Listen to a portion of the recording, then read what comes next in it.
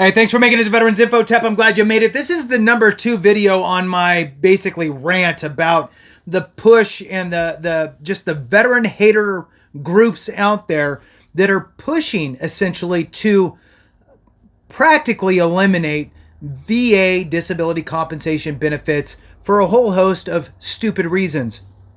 And so I'm going to continue on here. This is the second article, and I'm going to read this to you. Before I jump into it, I do want to throw on a special thank you to Paul Lunks 8383. Paul, thank you so very much for your super chat. I really do appreciate that support so very much. Thank you, Paul Lunks 8383. Appreciate you, man. All right, so this one is on task and purpose. Go figure. Okay, the last one was on The Economist, which they suck. And this one is on task and purpose. So here we go. A push to cut veterans' disability benefits is gaining traction, experts warn. So let's figure this out. This was posted not too long ago. I believe it was on December 3rd. And it says here it's by a Jeff Schogol, Schogol. And let's jump into it here. Hit the thumbs up, subscribe, share with a friend, all that good stuff. I really appreciate it. If you want to support the channel in other ways, consider being a member. Thank you so very much. All right, so a push to cut veterans' disability benefits is gaining traction, experts warn. Many civilians don't understand how difficult it is for military veterans to prove that their health conditions stem from their military service. All right, a growing chorus is calling for cuts to Veterans Affairs disability benefits as a way to save federal dollars, a move that ignores the very real cost of 2 decades of war and could cause irreparable harm to generations of veterans, experts warn. Thank goodness. The most recent call for cuts is widely criticized opinion article in The Economist on November 28th. That describes veterans' disability benefits as absurdly generous. Experts told Task and Purpose that the essay is representative of widespread public misperceptions that threaten to reduce veterans' compensation for service-connected health conditions. I agree. Misperceptions is putting it lightly. It's that and coupled with laziness. The Economist piece echoes an argument made by the Washington Post editorial board last year that limiting disability payments to veterans would help get America's financial house in order. I'm going to tell you this. Eliminating the VA completely, 100% VA gone, is not going to help the economy or our budget. Rather, it's bigger than that. All right, so let's move on. The Economist piece again said that would help. Good for them. These arguments may now have a real chance of becoming law, said here on Task and Purpose. Policies laid out in Project 2025, touted as the blueprint for a second Donald Trump term, would revamp the Department of Veterans Affairs with proposals to increase privatization, narrow the eligibility criteria for health benefits, and replace civil service-style employees with political appointees in its ranks. So let's stop there for a second. I think that we already are seeing this. So first of all, Project 2025 or not, right? The VA itself in 2022, 2023, 2024 has already started narrowing the eligibility. Why or how? Through rating schedule changes, right? Proposed changes. We talk about it all the time, okay? These are real. They're happening, right? The gastroesophageal reflux disease on the digestive systems rating schedule got changed, and they really did a number on that disability, really making it quite hard to get the rating in which you would have been able to get prior. That already happened. You also have in process right now, as I'm doing this video, you have the auditory rating schedule change coming. You have respiratory, you have mental health, and you also have another one, which is, it's the one that migraines would be under, which is, give me a second, neurological. So the neurological one. So those are coming now. Don't think that this stuff is going to start January. It's already started. This has started a while back. So the rating schedule changes have been happening over the last 5 years or so, and they're going to continue to change them all. And all of these changes aren't always good, right? The elimination of tinnitus as a standalone condition, the reduction of sleep apnea to a 0% if you are treatable with a CPAP or other device. So these things are already happening. So let's just point the finger to it's happening instead of pointing to anybody specific. It's already happening. It's been happening. It's always happening. Moving on. So produced by so they're talking about the Project 2025 more here. So produced by the Heritage Foundation think tank in Washington, D.C., the policy guide states that growing number of health conditions that qualify for VA disability are they're either tenuously related or wholly unrelated to military service.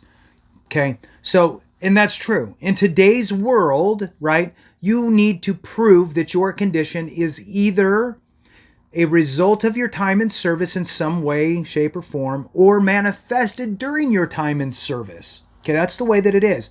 You signed up with a blank check, you joined, and the VA basically said, hey, look, if anything happens to you while you're in, and you have any sort of chronic condition, when you get out, we'll take care of you. Then you have presumptives on top of that, and then you also have the ability to do secondary conditions as well. So it's the way that it is. So is that going to change? Well, I guess we'll find out, right? Moving on here, it says,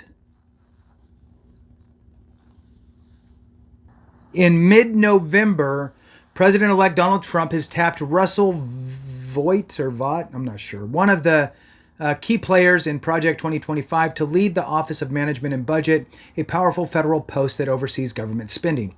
Patrick Murray, National Legislative Service Director for the Veterans of Foreign Wars of office in Washington, D.C., views the Economist editorial as the latest example of an ongoing push to cut veterans' disability benefits.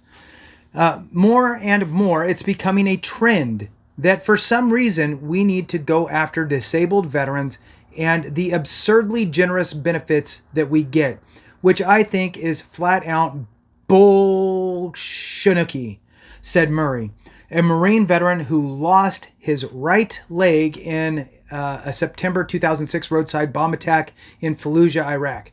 I can't get out of bed without the use of a prosthetic or a wheelchair. What the hell is absurd about my medical care and benefits? As President-elect Donald Trump prepares to take office again, reducing the size of the government has been a leading theme. His top ally, Elon Musk, has vowed to cut government spending by as much as $2 trillion. And look, I would say that we all feel as though, at least most of us, think that there needs to be some government reform and let's reel back and let's really evaluate where our money is going. Taking care of veterans is not really on the chopping block in my mind. And so I don't think that it should be for our government as well. Now, as we look at this, there's different aspects that we need to think about, right? One, Donald Trump in his first term did not do anything drastic to VA benefits. In fact, he made the appeal process much easier for us through the Appeals Modernization Act. He opened up, rightfully so, opened up Agent Orange exposure presumptives to Blue Water Navy. Big deal. That was a huge deal. Blue Water Navy folks, that was a big deal for them. The Mission Act, really codifying the utilization and ability to access community care. If the VA can't provide you timely care, you're not out of luck. You can go get community care. So, I don't know. What do I think's going to happen? I mean, who really knows? But I think when it comes to VA, I think that we may see some more tightening on the appeals process, and tightening in a good way, especially with this Supreme Court case that's going on with the utilization of the benefit of the doubt rule. So I could see some kind of focus in that, since there was prior Appeals Modernization Act that was under Trump. I mean, he wants to make sure that the appeals process is working well, I would think. I think that the healthcare side is not going to get a lot. I don't think the healthcare side of the VA is going to get a lot more in regard to additional monies to build anything new. I think that it's really going to be a shift to more community care aspects rather than brick and mortar buildings for the VA. Maybe some shared facilities with civilian, medical providers. Maybe some of that, but it's hard when you have a moving target like a veteran population that's moving around. You build something, and if everybody moves over the course of 20 years and you have no veterans there anymore and they're all 30 miles away or further, well, now they're all getting community care. So why do you have this big building and paying all these people? We're a different situation. So, I think we could see some of that. Anyway, let's jump back into this. There's a quotation. I think we have a new administration coming in saying everything is on the table. And David Shulkin, who served as the VA secretary from 17 to 18 under Trump, we're going to relook at the definition of how government operates. We're going to focus on efficiency. I think that it's natural in a period where you're in a transition. You don't yet know the position of the political leaders coming in for those questions to be coming up. However, any attempt to reduce disability compensation would likely be met with a strong pushback from the American public, says Shulkin, who is now on the advisory board of Burn Pits 360, a nonprofit organization that helps veterans dealing with ailments stemming from toxic exposure.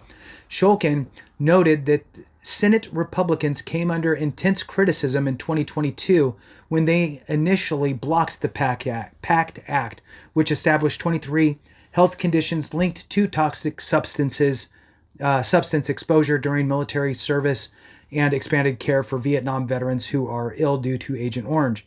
Representative Mark Takano, a ranking Democrat on the House Veterans Affairs Committee, said he had heard arguments in favor of cutting veterans' disability benefits many times. He argues that Republican lawmakers now want to reduce benefits and privatize VA healthcare under the guise of saving money. Okay, so in favor of cutting veterans disability benefits many times. Okay, so he's heard it many times. He argues that lawmakers want to reduce benefits and privatize VA healthcare. So that's what he says. Now, what benefits to be reduced? Privatize VA healthcare. It's not going to fully be. They're not going to. It's just not going to happen. You're not going to pull the rug out of the entire VHA healthcare system. What you're going to do is you're going to not add to it. You're not going to put more resources into it. You'll leave it like it is, and you'll add more privatized options through community care, right? That's what I see. And the reason why I see it, again, is we're a moving demographic. Look at the error reports, AIR, Asset Infrastructure Review reports for the VA, and you will see the migration of veterans, where veterans are going, the aftermath of VA healthcare facilities. When the populations drop, they have to change things, move things around. There's a lot of stuff going on. So it's not as easy as we think, is the bottom line. All right, so moving on. This is again from Takano. I can think of no greater responsibility as a nation than to care for those who have put their lives on the line to defend our freedoms, Takano said in a statement to Task and Purpose. Good. It's the right attitude. It's not just getting cash for the sake of cash. Disability compensation is a monthly tax-free payment that veterans can receive depending on whether they were injured, harmed, or became ill as a result of their service. Disability ratings are based on a percentage of 0 to 100%, which is designed to indicate the severity of one's disability. Everybody leaves this out. I'm going to add it in. There's also SMC, which is special monthly compensation, a whole other rating schedule for the most severe of circumstances. Moving on. But advocates say they fight the misperception that disability compensation is a free handout for veterans, many of whom have been exposed to toxins from burn pits and other sources and are dealing with the physical and mental toll of more than 2 decades of war, constant deployments, and physically demanding and often dangerous training. The VA, there's a quotation here, VA disability compensation benefits are hard-earned and deserved by veterans for their service and sacrifice to our country, said VA Undersecretary for Benefits Josh Jacobs, who added that the VA services have been proven to keep veterans healthy, in good financial shape, and at lower risk of death by suicide. Many Americans don't understand that disability compensation helps offset the financial burden that veterans face because of their injuries, Murray told Task and Purpose. For example, Murray often has to take a taxi or Uber to travel short distances that would just be a brisk walk for people who have use of both of their legs. He also has a copay for his wheelchair. It's not just getting cash for the sake of cash, Murray said. Disability compensation covers more than combat wounds, he noted. Veterans can receive chronic injuries and ailments from their service. Murray also took issue with the argument made in The Economist story that disability benefits make veterans not want to get better, saying, "I'd love to get my right leg back. Tell me how getting benefits incentivizes me not to get better." Cuts would be devastating is the next section here. The consequences of any reduction in veteran disability benefits would be a lot of suffering, said Dan Clark, spokesperson of the DAV. DAV is very concerned about calls to cut disability compensation because the veterans' health care needs are tremendous. After 2 decades of war, said DAV spokesman Dan Clare. We've seen the VA budget increase like everyone else has, and we fought for that because we've been at war for 20 years, Claire told Task and Purpose. We've had tons of people sacrifice tremendously for their country, and in that period of time, some of the illnesses and injuries don't come to surface right away. We're talking about veterans who aren't able to work at their full capacity because of service-connected disabilities, Claire said. And the inability to take care of your family is a huge issue. A lot of these people are counting on these benefits. That's how they are able to keep their homes, to keep their lives stable. Taking away those benefits or making arbitrary cuts in benefits would be devastating for our community. If the U.S. government ultimately decided to reduce disability compensation, it would exacerbate the already serious problem of veterans' homelessness and suicide, Shulkin said. And that's Shulkin, the previous VA secretary. So, and under Trump. Moving on. I think there's way too much at stake to be treating this as a fiscal exercise, Shulkin told Task and Purpose. I agree. Clearly, I think that veterans are 100%, I think that the veterans are 100% disabled. The veterans that have come to rely on these benefits would not be able to continue to get the type of care and services they need. We would see more veterans who are homeless. We would see more veterans who are having to rely on charity. I think everybody understands how serious that's going to be. American Legion National Commander James, French last name, described the Economist story and other arguments in favor of cutting veterans' benefits as a word I can't say, abhorrent. We don't put a price tag on freedom. And we should not put a price tag on health of those who risk their lives to protect our freedoms, he said. While the overall number of American veterans has declined, the cost of healthcare has dramatically increased, he said in a statement to Task and Purpose. Since the PACT Act was signed into law, more than 1.2 million veterans have received care for health conditions caused by toxic exposure. Cut those PACT Act benefits, and that potentially means 1.2 million American families grieving the preventable loss of their veteran spouse or child parent. A growing civilian-military divide. Well, that's the next part here. Let's see what that has to say.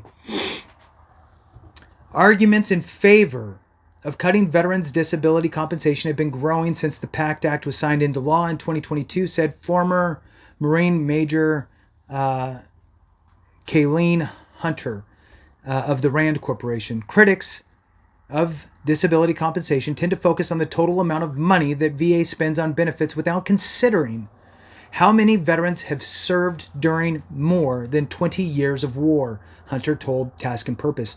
People are just looking at a number that is coming out and saying, oh, that just seems like a lot of money. I agree. Nobody understands any of this. And it's really frustrating when they just take, it increased this much. My favorite one here is that it went from 80 something million to $160 million for VA disability benefits. But the reality is that it went up less than double. It went from about a 2.6 to like a 5% of the federal budget. So let's use real ways to determine this stuff and understand that more veterans are now receiving disability compensation and care from the VA than ever before. Rightfully so, because so many people had no clue that it existed. There was a bad stigma wrapped all around it. And finally, these barriers are being brought down and veterans are finally getting the benefits that they earned during their time in service, where they were making $20,000 a year for 4 years, 6 years, 8 years, 20 years, whatever it is. All right, moving on. A widespread misperception held by many of those who have not served is that veterans often game the system to get as many benefits as they can, even if they don't qualify for them, Hunter said.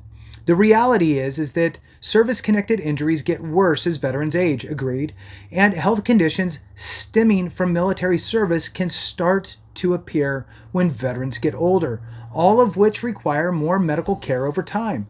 The general public's lack of understanding about veterans' injuries, as well as the benefits they're eligible to receive, underscores that fewer and fewer Americans are connected to the military and veterans community, Hunter said. Agreed as well. This civilian-military divide is part of the problem. The fact that it's very easy to create caricatures out of veterans and not actually dig in and do the hard work to support them, Hunter said. I think some of this really is a symptom of how divided we are. Agreed.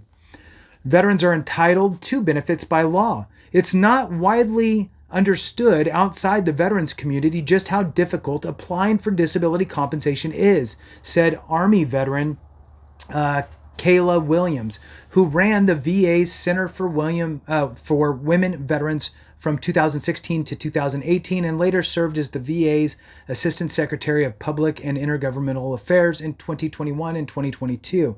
Veterans must not only prove that they have an injury or ailment, but they must also prove that it was caused by their military service before they can receive compensation, Williams told Task and Purpose.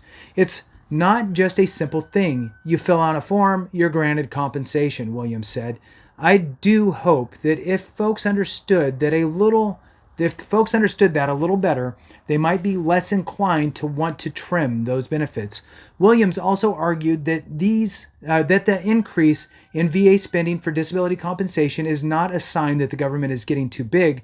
Rather, she argued, it shows that veterans are finally getting the benefits they are entitled to. And that is exactly my point. Those who argue in favor of curtailing veterans' benefits would also have to change existing laws to remove certain health conditions, she said, adding that giving veterans the benefits they earned cost less than treating them when they are in poor health.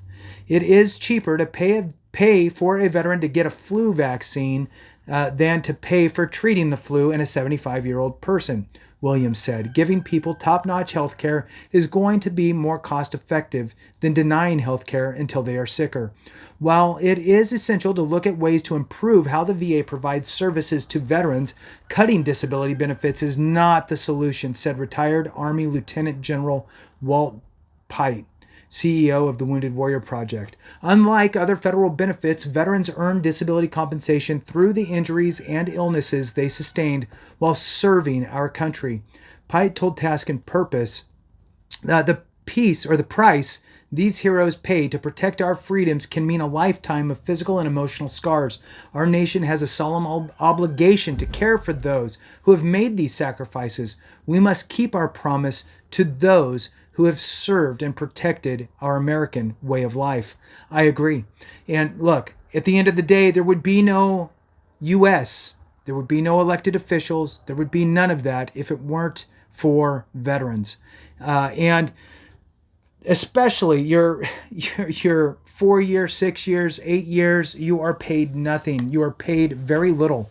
I remember when I was first in, my first 4 years, we qualified for WIC. My wife worked full-time. I was in the Marine Corps, obviously full-time, and we had children. And we qualified for WIC, Women and Infant Children. So it's basically like a welfare. You can go get food and stuff. So anyway, paid super low, and I like to think of it as though you sacrificed through those years, not just mentally and physically, but also financially, really, and came out on the other side. And as long as you did the right things, if you had any problems during your time in service, you could potentially get those service connected and get a little additional help.